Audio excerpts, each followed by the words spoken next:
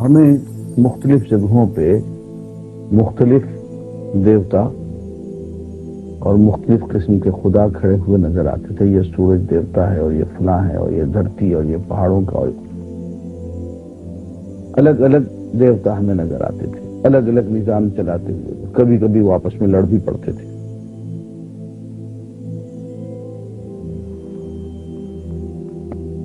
ہمیں یزداں اور اہرمن کی بھی کشتی نظر آتی ہے کہیں پہ. لیکن جدید سائنس نے کائنات کا جو تصور دیا ہے اس میں سوائے ایک ذات باری تعالی کے کسی اور کی گنجائش نہیں چھوڑی. ماڈرن فزکس نے کائنات کی وسعت کا جو تصور ہمیں دیا ہے اس کو دیکھ کے تو انسان حیران رہ جاتا. اتنی عظیم کائنات. مثلا ایک جملے میں عرض کروں تو یوں لگتا ہے کہ غالباً ہمارے تصور سے باہر کی کوئی چیز ہے. مثلا ماڈرن فزکس یہ کہتی ہے کہ اس کائنات میں کم از کم 1,00,000 نظام ہائے فلکی موجود ہے.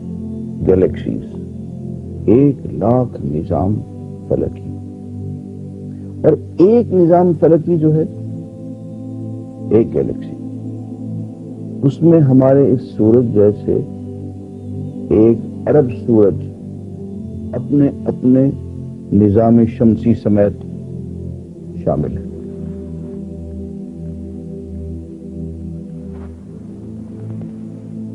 ایک 1,00,000 نظام فلکی، ہر نظام فلکی میں 1 ارب سورج اور 1 ارب نظام ہائے شمسی.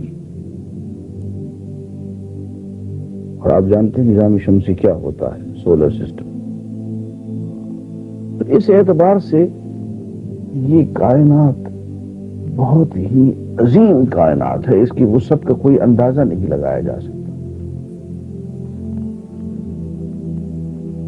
اس سے زیادہ حیرتناک چیز جو ہمارے سامنے آتی ہے وہ یہ ہے کہ اس پوری کائنات میں دور جا کے دیکھیں، قریب دیکھیں، سب جگہ عناصر ترکیبی ایک جیسے ہیں، قوانین فطرت ایک جیسے، ایک وحدت نظام نظر آتا ہے. یعنی مشاہدہ کے ذریعے یہ معلوم ہوا کہ بعید ترین تارے میں جو عناصر ترکیبی پائے جاتے ہیں وہی زمین میں بھی ہے، اور جو قوانین فطرت یہاں برسر کار ہیں وہی قوانین فطرت وہاں پہ بھی ہیں. اگر یہ قوانین فطرت ایک نہ ہوتے تو انسان کے لیے یہ ممکن نہ ہوتا کہ زمین سے اڑ کے فضائے بسیط میں پہنچ جاتا. انہی قوانین فطرت کا سہارا لیتے ہوئے گیا ہے.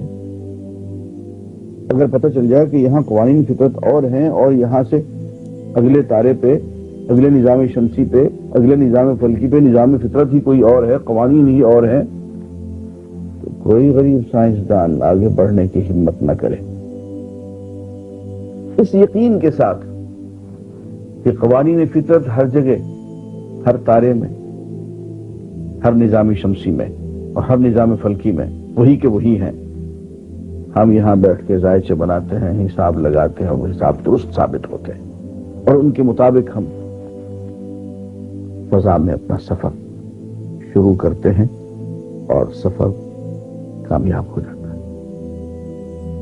اس سے معلوم ہوا کہ اس پوری کائنات کو ایک ہی ذات چلا رہی ہے. ایسا نہیں ہے کہ نظام فلکی میں، فلاں نظام فلکی میں کوئی اور خدا ہو، فلاں نظام شمسی میں کوئی اور خدا ہو، یہاں کوئی اور ہو، وہاں کوئی اور ہو. تو پھر تو نام ہی الگ ہوتے، پھر تو قوانین ہی الگ ہوتے، پھر تو جگہ جگہ عناصر ترکیبی بھی الگ ہوتے. ایسا نہیں ہے. یہ وہ بات ہے جس کو قرآن مجید بہت خوبصورت انداز میں بیان کرتا ہے. هو الذی فی السماء الہ وفی الارض الہ وهو الحکیم العلیم. وہی ذات گرامی ہے کہ آسمانوں کی بلندیوں میں بھی وہی معبود ہے اور زمین میں بھی وہی معبود ہے، وہ حکیم ہے، وہ علیم ہے۔ اور فرمایا وَهُوَ اللَّهُ فِي السَّمَاوَاتِ وَفِي الْأَرْضِ، وہی ہے، وہ اللہ ہے، آسمانوں میں بھی وہی ہے، زمین میں بھی وہی ہے۔ تو یوں جدید سائنس نے اور خاص طور پہ ماڈرن فزکس نے مختلف خداؤں کے تصور کو ہمیشہ ہمیش کے لیے پاش پاش کر کے رکھ دیا۔ یہاں سے صرف وحدت الہ کا ہی تصور نہیں آتا ہے، بلکہ وحدت نظام کی بھی بات ہمارے سامنے آتی ہے۔ اور وحدت نظام پہ جب ہم غور کرتے ہیں تو اور حیران رہ جاتے ہیں کہ بالکل ایک ہی نظام ہے جو ہر جگہ ایک ذرے سے لے کے نظام شمسی تک وہی کا وہی چل رہا ہے۔ مثلا ایک ذرے کو لیں، ایٹم کو لیں، اس کے اندر الیکٹرانز ہیں، پروٹونز ہیں، وہ حرکت کرتے ہیں تو بیضوی انداز میں حرکت کرتے ہیں، اینٹی کلاک وائز حرکت کرتے ہیں، گھڑی کی سوئی کے بالکل برعکس۔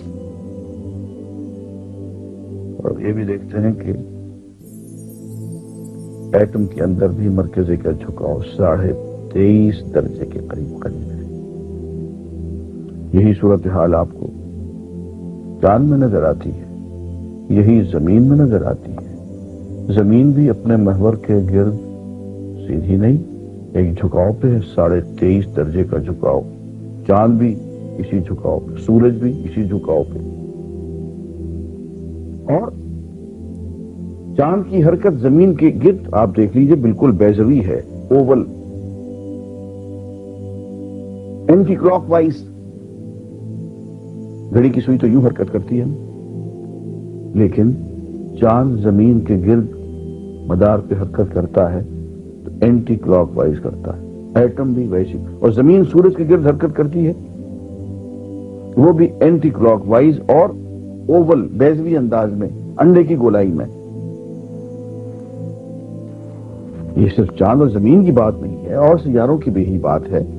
مریخ ہو، نیپٹون ہو، ہر جگہ یہی صورتحال ہے۔ یوں لگتا ہے کہ یہ ایک ہی نظام ہے،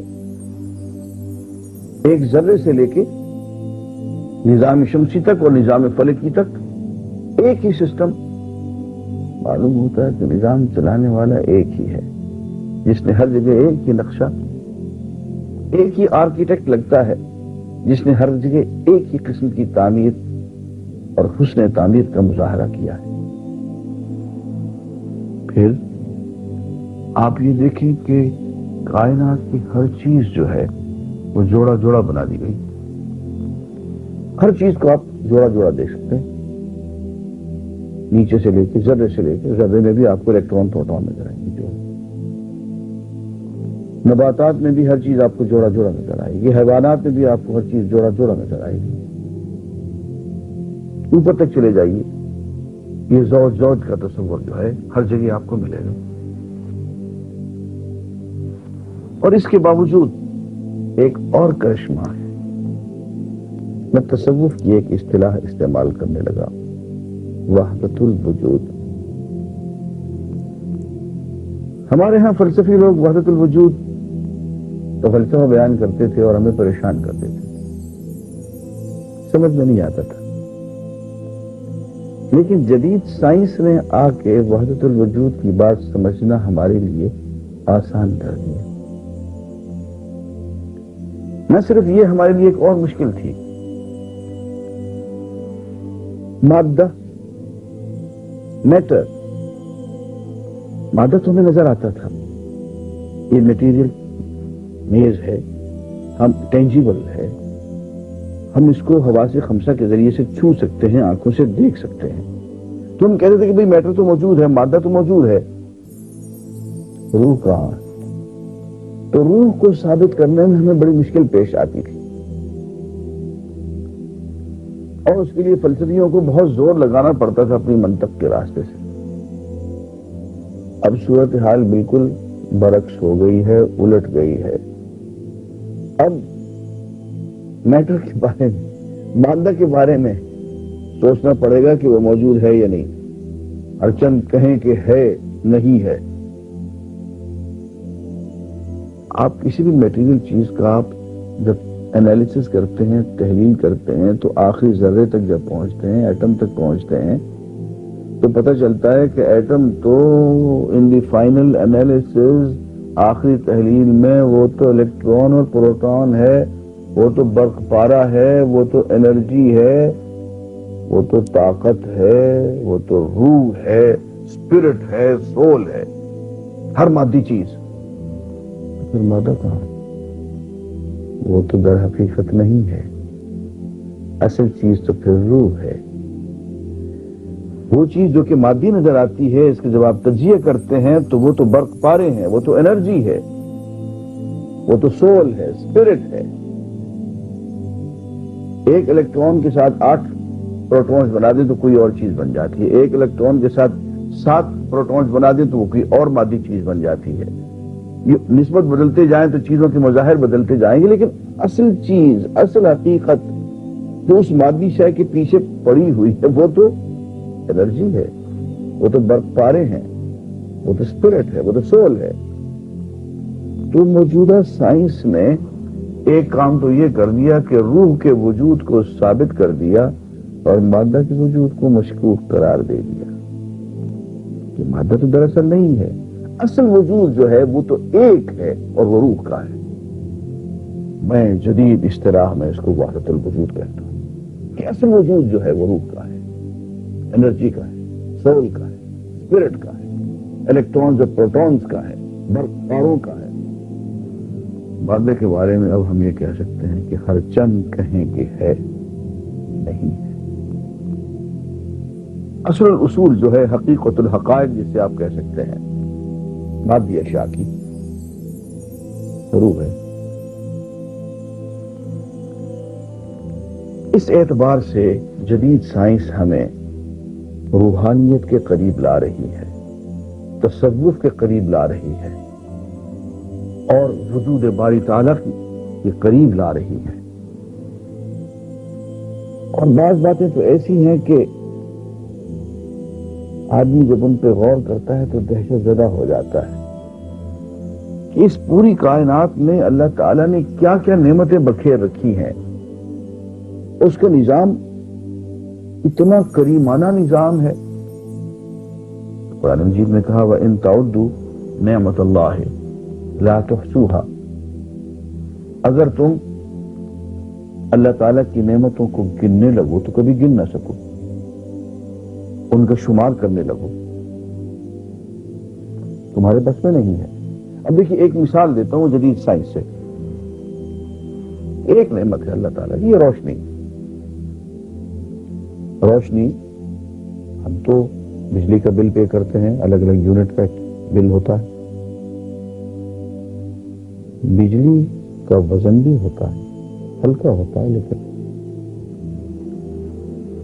کہتے ہیں کہ 1 پاؤنڈ بجلی اگر ہو تو اس کی قیمت کوئی 50 کروڑ ڈالر بنتی ہے.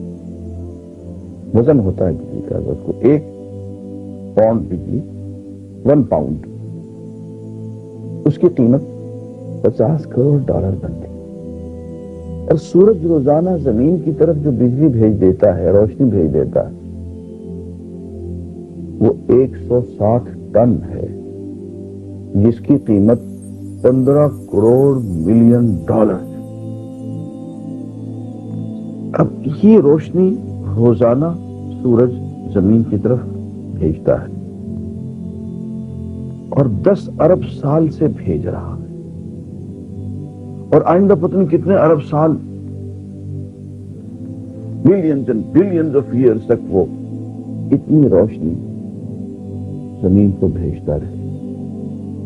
یارو کبھی سوچنا تو چاہیے کہ اللہ کی ایک نعمت ہے کہ اگر کبھی اس روشنی کا بل نظر آ گیا آسمان کی طرف سے اہل زمین کو، تو میاں اتنے ارب سال سے ہم اتنی روشنی تمہیں دے رہے ہیں، اس کی یہ قیمت بنتی ہے، فلاں تاریخ تک یہ بل ادا کر دو ورنہ ہم لائٹ بند کر لیں، کٹ آف کر دیں گے سلسلہ.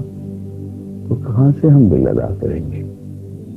وَإِن تَعُدُّوا نِعْمَتَ اللَّهِ لَا تُحْصُوهَا. اگر تم اللہ کی نعمتوں کو شمار کرنے لگو تو نعمتوں کو شمار نہ کر سکو. اور یہاں میں کہتا ہوں اللہ تعالیٰ کی کسی ایک نعمت کی مقدار اگر تم متعین کرنے لگو گن نہ سکو, وہ بھی تم اس کی مقدار متعین نہ کر سکو.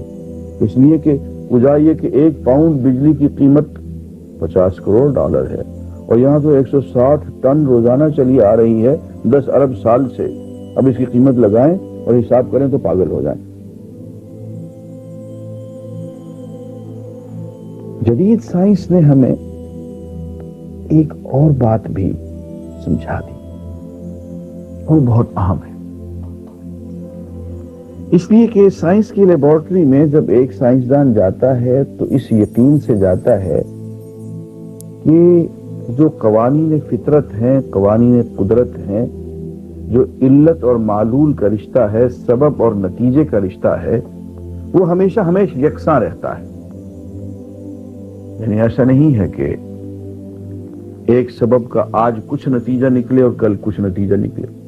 آج آگ جلاتی ہے اور کل آگ جلانا بند کر دے. آج پانی کے اندر ایک صفت موجود ہے, کل وہ صفت نہ ہو. ایسا نہیں ہو سکتا. اگر ایسا ہو جائے تو سائنس کی تمام لیبارٹریز بند ہو جائیں. کوئی سائنسدان لیبارٹری میں داخل نہ ہو اگر اس کو یہ شک گزرے کہ کل تک کی جو میں نے قوانین سوچے سمجھے ہیں, بنائے ہیں, آج وہ سارے کے سارے بدل جائیں گے, تو پھر لیبارٹری میں جانے کا کوئی فائدہ نہیں. تو سبب اور نتیجے کا ایک رشتہ, علت اور معلول کی ایک رشتے کی ایک یکسانیت, یہ سائنس کے مسلمات میں سے ہے. اور ان مسلمات نے ہمیں ایک چیز یہ سجھا دی کہ اگر کوئی چیز بطور نتیجے کے ہمارے سامنے ہے تو اس کا سبب ضرور ہوگا. اگر کہیں دھواں نظر آ رہا ہے, لازم بات ہے کہیں آگ لگی ہوئی ہے, اس لیے کہ اگر آگ کے دھواں نظر نہیں آ سکتا. اچھا صاحب, اب اس بات کو ذرا سا ہم آگے کو بڑھاتے ہیں. ہم دیکھتے ہیں کہ اس دنیا میں اسباب و نتائج کا, علت اور معلول کا ایک چین, ایک زنجیر ہے جو یوں چلی آ رہی ہے. اور ہم ایک سبب پھر نتیجہ, پھر وہی نتیجہ آگے سبب, یوں ایک زنجیر بنی چلی آ رہی ہے. اگر اس زنجیر میں ہم کچھ دور تک تو چلتے ہیں لیکن ایک جگہ آ کے ہم رک جاتے ہیں. اس کو ہم سرحد ادراک کہتے ہیں. ایک مقام ایسا آتا ہے جب کہ ہمارا مشاہدہ, ہمارے حواس خمسہ, ہماری آنکھیں, کان کام نہیں دیتے, وہاں رک جاتے ہیں. وہاں پہ ایک مشکل یہ پیش آتی ہے کہ ہمیں معلول تو نظر آتا ہے, نتیجہ تو نظر آتا ہے, دھواں تو نظر آتا ہے, مگر آگ نظر نہیں آتی. جھولیاں سب کی بھرتی جاتی ہیں, دینے والا نظر نہیں آتا. اب اگر تو علت و معلول کے رشتے کی اس یکسانیت کو, سبب اور نتیجے کے رشتے کی اس یکسانیت کو ہم مانے رکھیں کہ بھئی اگر نتیجہ ہے تو سبب ضرور ہے, سبب ہے تو نتیجہ ضرور ہے, دھواں ہے تو آگ ضرور ہے, آگ ہے تو دھواں ضرور ہے. اگر ہم سبب اور نتیجے کے اس رشتے کو ہمیشہ کے لیے درست مانتے ہیں تو اس مقام پہ بھی آ کے جہاں ہم سرحد ادراک پہ پہنچے ہوئے ہیں, ہم زنجیر کے ایک ایسے مقام پہ آ گئے ہیں کہ ہم آگے بڑھ نہیں سکتے.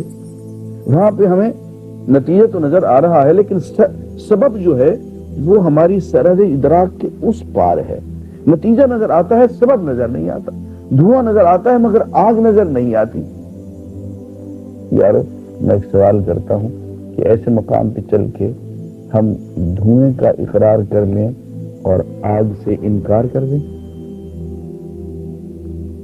اس لیے کہ آگ نظر نہیں آتی ہے تو کیا آگ کو ماننا ہم بند کر دیں؟ دھواں نظر آ رہا ہے لیکن آگ نظر نہیں آتی. عطا نظر آ رہی ہے لیکن عطا کنندہ نظر نہیں آتا. پوری کی پوری کائنات بحیثیت نتیجے کے نظر آ رہی ہے, ہمیں بحیثیت معلول کے نظر آ رہی ہے, بحیثیت مخلوق کے نظر آ رہی ہے, لیکن خالق نظر نہیں آ رہا. خالق کا انکار کر دیں اس لیے کہ نظر نہیں آ رہا. اگر انکار کر دیں تو یار تھوڑی دیر پہلے وہ جو ہم نے سبب اور نتیجے کا رشتہ طے کیا تھا اور کہا تھا کہ یہ رشتہ دائمی ہے، علت اور معلول کے رشتے کو ہم نے پکا یکساں دائمی قرار دیا تھا، تو کیا کرو گے؟ اپنے سائنس کی اس بنیادی اصول سے انکار کرو گے جس بنیادی اصول کی وجہ سے تم روزانہ لیبارٹری میں جا سکتے ہو؟ اس اصول کا انکار کر دو گے تو لیبارٹری میں جانا نصیب نہیں ہوگا۔ اگر تم یہ جانتے ہو کہ سبب اور نتیجے کا رشتہ دائمی ہے، نتیجے کے بغیر سبب نہیں ہوتا، سبب کے بغیر نتیجہ نہیں ہوتا، تو ضروری تو نہیں کہ ہر جگہ سبب بھی نظر آئے نتیجہ بھی نظر آئے۔ ایک مقام ایسا آئے گا کہ آپ کو نتیجہ نظر آئے گا، سبب نظر نہیں آئے گا۔ وہاں آپ کو نظر آئے بغیر سبب کے وجود کا اقرار کرنا پڑے گا۔ یہ کائنات پوری کی پوری ایک نتیجہ ہے، ایک معلول ہے، ایک مخلوق ہے، ایک مظہر ہے کسی کی ذات کا۔ اب یہ کائنات تو نظر آ رہی ہے، مظاہر قدرت تو نظر آ رہے ہیں، اس میں حسن تو نظر آ رہا ہے، ترتیب بھی نظر آ رہی ہے، ارتقاء بھی نظر آ رہا ہے، تدبیر اور منصوبہ بھی نظر آ رہا ہے، لیکن منصوبہ ساز جو ہے وہ سرحد ادراک کے اس پار ہے، اس نے گھونگھٹ لے لیا۔ تقدیر بنانے والا وہ ادھر بیٹھا ہوا ہے، سرحد کے اس پار، ادراک کی سرحد کے اس پار نظر نہیں آ رہا۔ مخلوق نظر آ رہی ہے لیکن خالق نظر نہیں آ رہا، وہ پردے میں چلا گیا۔ سبب نظر نہیں آ رہا، نتیجہ موجود ہے، کیا سبب پہ انکار کر دیں؟ سائنس نے ہمیں آج اس مقام پہ پہنچا دیا ہے کہ اگر نتیجہ موجود ہے اور سبب نظر نہیں آتا ہے تو نتیجے کی بنیاد پہ سبب کو ماننا پڑے گا، اور یہ کہنا کہ چونکہ نظر نہیں آتا اس لیے نہ مانے، ایسا نہیں بھائی۔ اس لیے کہ دنیا کا ایک بہت بڑا حصہ ایسا ہے جس کو ہم اندیکھی دنیا کہتے ہیں۔ بھائی ابھی بھی تھوڑی دیر پہلے ہم ایٹم کی بات کر رہے تھے، الیکٹرانز کی، پروٹونز کی بات کر رہے تھے، اس کو دیکھنے کے لیے تو بڑی مشکل پیش آتی ہے۔ تو اندیکھی دنیا کا حصہ ہے، آپ کے سیلز ہیں، خلیے ہیں، نظر نہیں آتے۔ آپ کے جذبات ہیں، خواہشات ہیں، آپ کا غصہ ہے، آپ کی محبت ہے، کہاں نظر آتی ہے؟ آپ لیبارٹری میں چلے جائیں، ڈاکٹر کے پاس چلے جائیں، وہ آپ کا ای سی جی کرے گا، دل کی دھڑکنیں نظر آئیں، لیکن ای سی جی کے اندر بھائی جذبات تو نظر نہیں آئیں گے، محبت اور عشق تو اس میں نظر نہیں آئے، اس میں خواہشات تو تڑپتی ہوئی نظر نہیں آئیں گی، لیکن وہ موجود ہے وہاں پہ۔ ہاں آپ یہ کہہ سکتے ہیں کہ جدید سائنس جو ہے وہ یہ کہتی ہے، میڈیکل سائنس یہ کہتی ہے کہ جو کچھ کرتا ہے دماغ کرتا ہے، دل بل نام کی کوئی چیز نہیں ہے۔ قرآن مجید دل کا ذکر کرتا ہے، قلب کا، فؤاد کا ذکر کرتا ہے، جذبات کا، نفس کا، خواہشات کا، روح کا ذکر کرتا ہے۔ روح بھی نظر نہیں آتی، وہ قلب بھی نظر نہیں آتا، وہ انسانی جسم کے، جسے آپ انگریزی میں مائنڈ کہتے ہیں، وہ جسم کے اندر کہیں نظر نہیں آتا۔ کیا اسے انکار کر لیں؟ اس سے کیا مراد ہے؟ کیا یہ لوتھڑا گوشت جو یہاں کھڑا ہوا ہے، کیا قلب، فؤاد سے، مائنڈ سے یہ مراد ہے؟ ہو سکتا ہے کوئی اور چیز ہو۔ میں سمجھتا ہوں کہ اور آج سے اور اکثر انسان کی جس کا حصہ ہے احساس ہے